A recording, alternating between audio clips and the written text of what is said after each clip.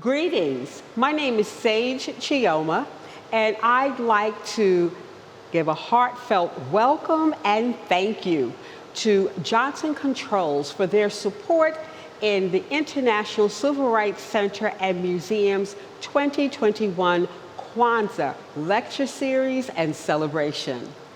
Kwanzaa is a cultural holiday, not a religious holiday. So it is in addition to the holidays that are already being celebrated in this season. So if you are of another faith, you actually can partake in Kwanzaa in your home or by joining the celebrations that are going on throughout the city or in your community.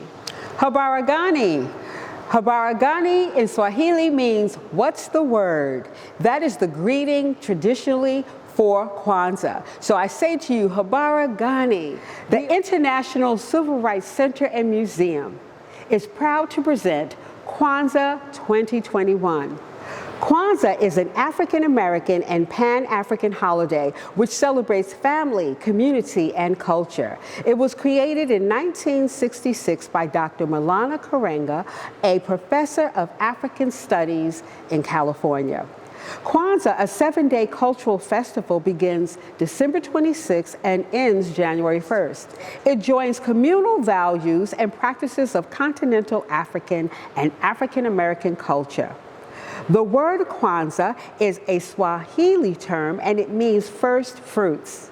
There are aspects of Kwanzaa that reflect traditional and communal harvest celebrations of Africa. Celebrations are held in the home where people celebrate amongst family and are also held collectively throughout the community each night. The number 7 is significant and is highlighted with 7 days, 7 symbols, and 7 principles. Kwanzaa has 7 basic symbols, and this beautiful display, which is often found in the home, displays the 7 symbols. Each represents values and concepts reflective of African culture and contributive to community building, restoring the true state as communal people. The first symbol is the makeka, which is the mat. The mat is symbolic of the history and tradition of African American people and serves as a foundation on which we build. The second symbol, the mazao, the crops. These are symbolic of African harvest celebrations and of the rewards of productive and collective labor. The third symbol is the muhindi, which is the corn. It is symbolic of our children and our future, which they embody. So when you have a celebration in the home, if there are 2 children, you will have 2 ears of corn to represent the 2 children and the future for that family. The fourth symbol is the zawadi, which are the gifts. And the gifts are symbolic of education, hand craftsmanship. You give gifts mainly to the children, but you give gifts that are handmade, handcrafted, gifts that are symbolic of Africa, such as sculpture and art. We also have gifts that are educational and are great for learning about the culture and heritage. I'm holding here Great African Americans, Volume 2, and African American Wisdom, which are flashcards that can be purchased in International Civil Rights Center and Museum's gift shop. We have gifts like this for children, books, but we also have jewelry that was handmade in Africa. And so the zawadi, it is important that we not make it anything commercial. The fifth symbol is the kanara, which is the candle holder.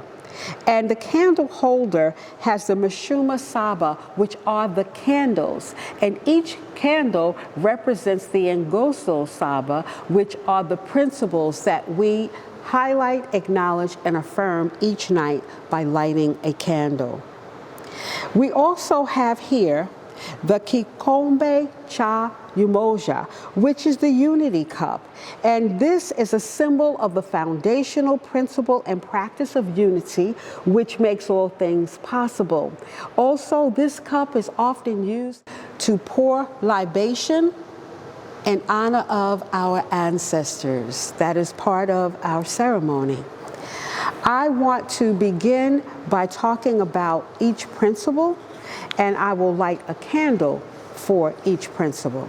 So the first principle is umoja, and that is when we say habaragani, and you say, what's the word? The answer would be umoja.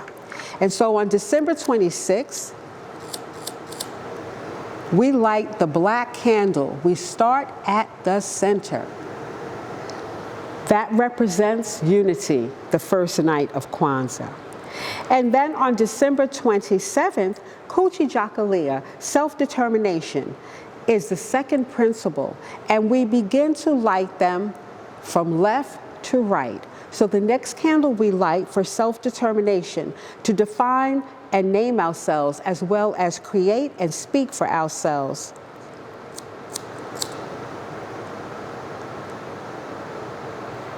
The third night, on December 28th, the principle is Ujima, collective work and responsibility. To build and maintain community together, make our brothers and sisters' problems our problems, and to solve them together. The third candle is lit. We go to the right, lighting the green candle. And the word on the fourth day of Kwanzaa is the principle of Ujamaa, which means cooperative economics. On December 29th, and we go from right to left, left to right. And on the fifth night, the candle that we light is Nia, purpose, to make our collective vocation the building and developing of our community to restore our people to their traditional greatness.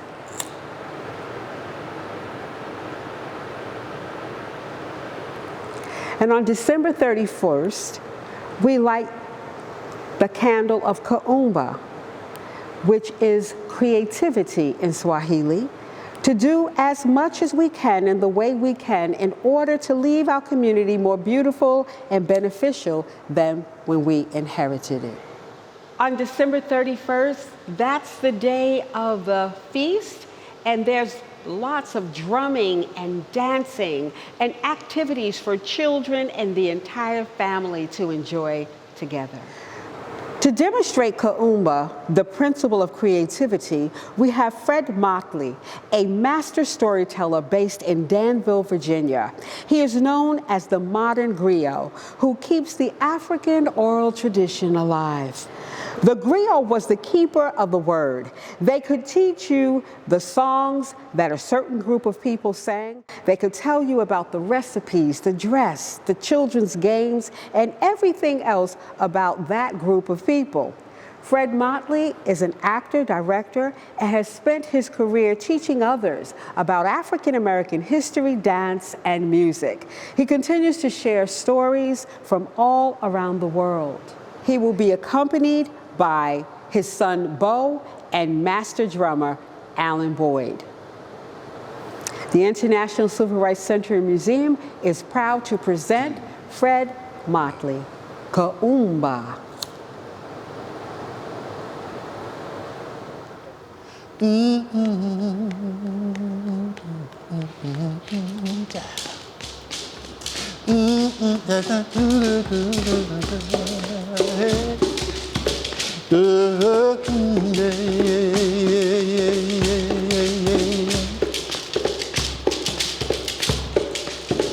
Bring the little water, Sylvie.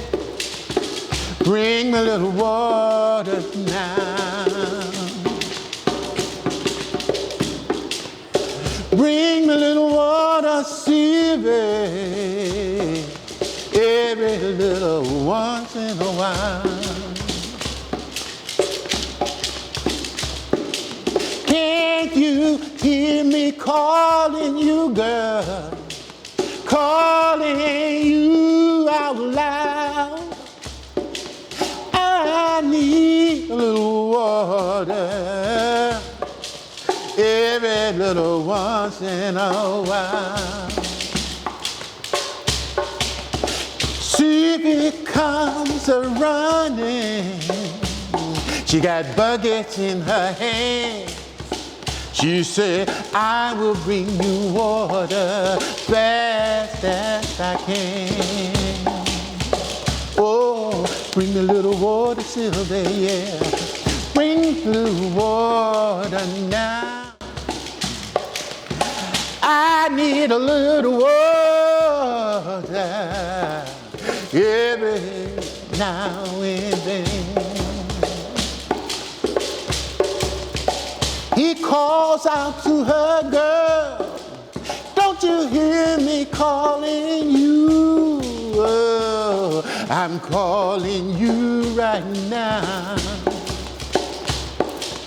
I need a little water, Sylvia, every now and then. Yeah, bring me a little water, Sylvia. Bring me a little water, Sylvia. Bring me a little water, girl. Bring me a little water.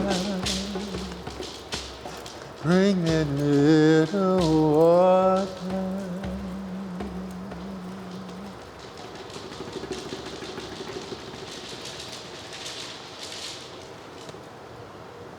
Story about old friends, sun and wind. Listen, listen, listen.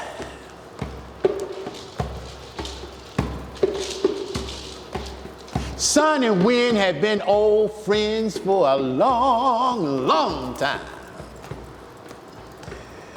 Wind had come to pay sun a visit. They're sitting on the front porch. And as with old friends, you know, they have to disagree about something. So as they're sitting on the front porch just rocking, Wind says to Sun, you know, I'm much stronger than you are. And Sun said, what makes you think so? Wind said, because I am.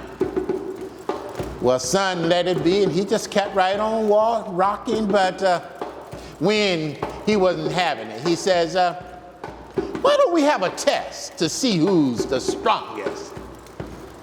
Sun said, well, what are we going to do?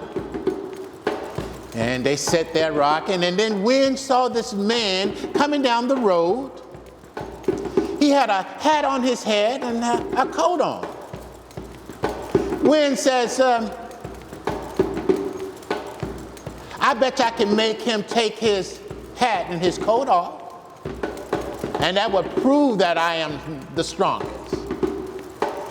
And so Sun just kept right on walking, and Wind got on the edge of his seat, and he took in a deep breath, and he blew on the man. Well, the man pulled his coat close around him. Wind took another breath, and he blew all over the man. That man held his hat down on his head, bent over, and kept right on walking. Well, Wind, he sat back, and Sun said to him, well, let me give it a shot.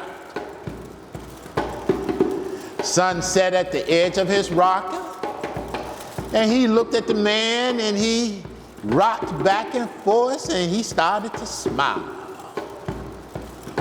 And he kept right on smiling, and the more he smiled, the hotter it got. He smiled, and that man took that hat off his head and started fanning himself. Well, Sun broke into a great big grin. That man unbuttoned that coat, took that coat, threw it across his arm, and was fanning with his hat.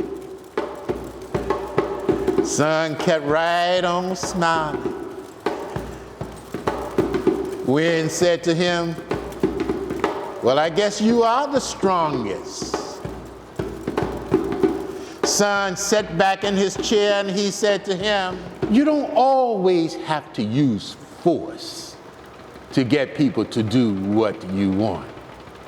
Sometimes all you have to do is smile at them.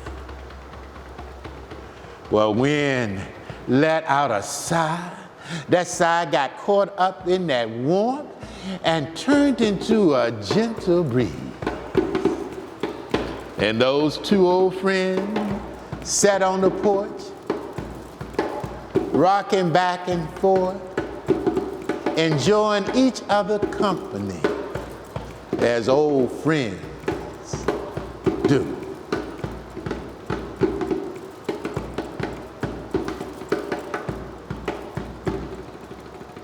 Our final candle that we will light is Imani,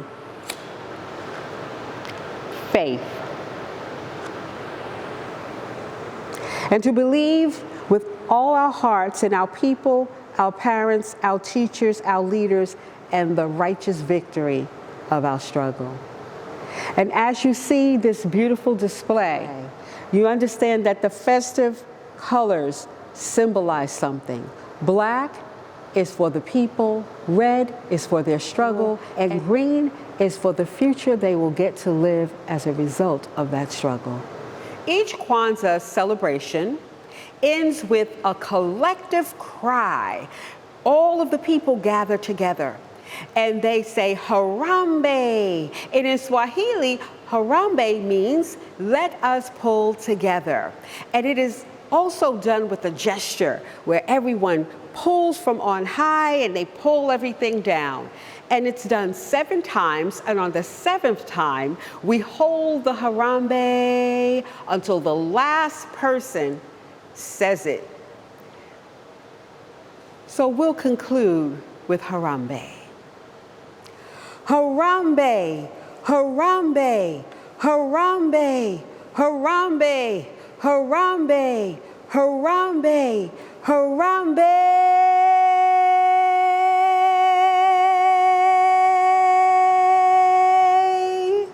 From Umoja to Imani, we wish you and all your loved ones a safe, happy holiday season as we move into the new year.